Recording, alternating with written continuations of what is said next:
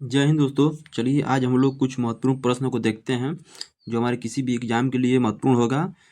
चलिए जैसे प्रश्न संख्या एक बोल रहा है कि भारतीय राष्ट्रीय कांग्रेस के प्रथम अधिवेशन में कितने प्रतिनिधियों ने भाग लिया था। यहाँ पे प्रतिनिधि हो गया है, यहाँ पर प्रतिनिधि होना चाहिए था तो प्रतिनिधि हो गया है। तो भारतीय राष्ट्रीय कांग्रेस के प्रथम अधिवेशन में 72 प्रतिनिधि ने भाग लिया था। ठीक है। और एक क्वेश्चन भी पूछता है कि कांग्रेस का प्रथम अधिवेशन हुआ कब था। तो इसको लिख लीजिएगा 28 दिसंबर 1885 को। कब हुआ था? 28 दिसंबर 1885 को कांग्रेस का प्रथम अधिवेशन हुआ था। और कहाँ पे हुआ था?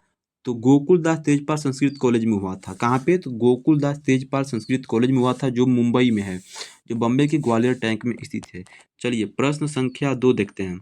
प्रश्न संख्या 2 पूछ रहा है कि भारतीय संघीय व्यवस्था किस देश से लिया गया है।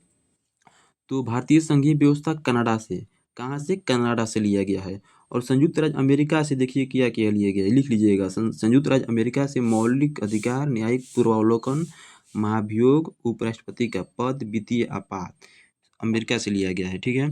प्रश्न संख्या 3 को देखें। प्रश्न संख्या 3 पूछ रहा है कि राष्ट्रपति का अभिभाषण कौन तैयार करता है।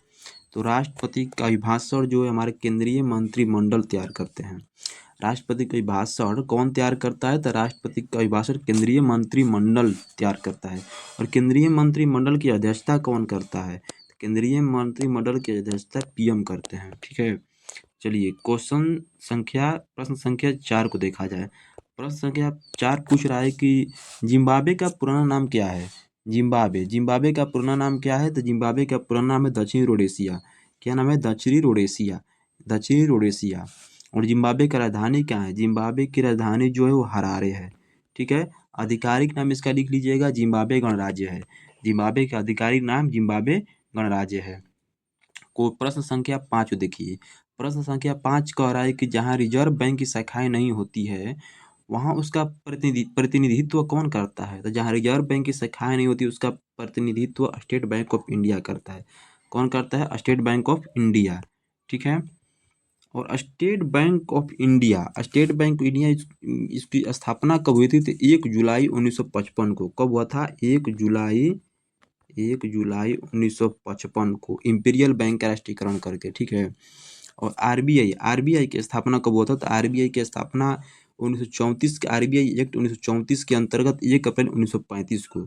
आरबीआई 1 अप्रैल 1935 को। ठीक है। चलिए प्रश्न संख्या 6 को देखा जाए। प्रश्न संख्या 6 पूछ रहा है कि पंचशील किस वर्ष में प्रतिज्ञापित किया गया था। तो जैसा कि पता है कि पंचशील समझौता भारत और चीन के बीच हुआ था। तो कब हुआ था? 1954 में। कब हुआ था? 1954 में। पंचशील 1954 में। अच्छा, उस समय भारत के पीएम कौन थे? उस समय भारत के पीएम पंडित जवाहरलाल नेहरू थे और चीन के पीएम चाउ एन लाई थे। ठीक है। चलिए प्रश्न संख्या 7 को देखा जाए। प्रश्न संख्या 7 पूछ रहा है कि सौरमंडल का कौन सा ग्रह द्रव्यमान व घनत्व के आकार में लगभग समान है। तो सौरमंडल का कौन सा ग्रह द्रव्यमान और आकार में घनत्व लगभग पृथ्वी के समान है? तो शुक्र है। शुक्र कौन है? शुक्र। और शुक्र के पास अपना कोई भी उपग्रह नहीं है। कोई भी उपग्रह नहीं है शुक्र के पास। इसका कोई भी ऊपर है। पृथ्वी की इसकी भगिना भी कहते हैं। पृथ्वी का भगिना भी शुक्र को कहते हैं। प्रश्न संख्या 8 को देखा जाए। प्रश्न संख्या 8 पूछ रहा है कि इनमें से किन देशों में तमिल एक प्रमुख भाषा है। तो इनमें से किन देशों में तमिल एक प्रमुख भाषा है? तो सिंगापुर में तमिल एक प्रमुख भाषा है। ठीक है। और देखिए म्यांमार की राजधानी क्या है? तो म्यांमार की राजधानी ने पैताव। और इसकी मुद्रा मुद्रा इसकी क्यात है। मुद्रा क्या। ठीक है। चलिए प्रश्न संख्या 9 को देखा जाए।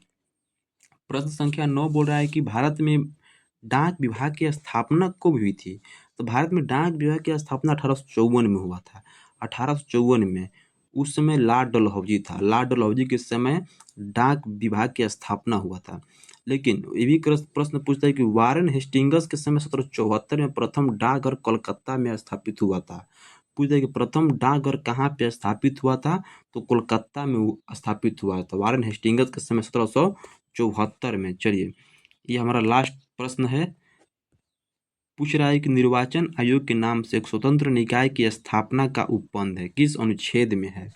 तो अनुच्छेद 324 में है। अनुच्छेद 324 2024 में है, ठीक है। चलिए दोस्तों, ऐसे ही प्रश्नों के लिए हमारे चैनल को सब्सक्राइब एंड शेयर करते रहिएगा। बहुत बहुत